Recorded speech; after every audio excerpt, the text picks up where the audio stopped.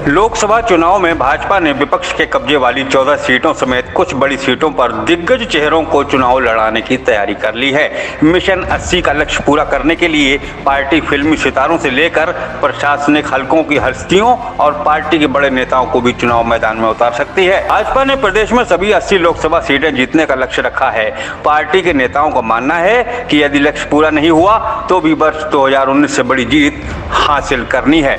ऐसे में एक सीट पर प्रत्याशी चयन को लेकर पार्टी बार बार मंथन में जुटी हुई है। पार्टी के चुनावी सर्वे की रिपोर्ट के आधार पर करीब 20 से 30% तक मौजूदा सांसदों के टिकट इस बार काट दिए जाएंगे। ऐसे में उनकी जगह योगी सरकार के कुछ मंत्रियों को भी चुनाव लड़ाने की तैयारी हो रही है। इनमें कैबिनेट मंत्री, स्वतंत्र प्रभार और राज्य मंत्री भी शामिल हैं। भाजपा के शीर्ष सूत्रों से मिल रही जानकारी के अनुसार प्रदेश की राजनीति के कई बड़े चेहरे इस बार चुनाव मैदान में नजर आएंगे। खास तौर पर पार्टी विपक्ष के कब्जे वाली 14 सीटों पर चुनाव जीतने के लिए प्रत्याशी चयन पर मंथन में जुटी है।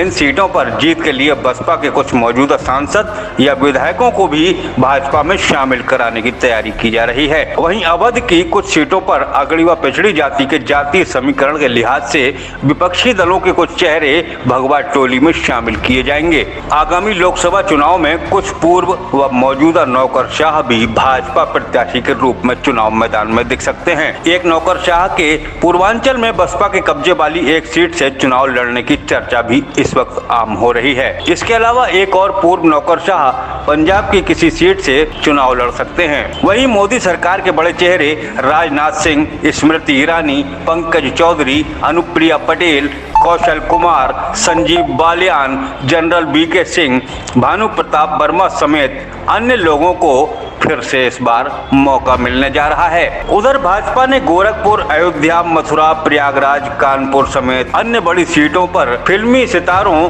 और पार्टी के बड़े चेहरों को उतारने का फैसला किया है। बताया जा रहा है कि इस बार कई सीटों पर भाजपा फिल्मी जगत की बड़ी हस्तियों को भी चुनाव लड़ा सकती है।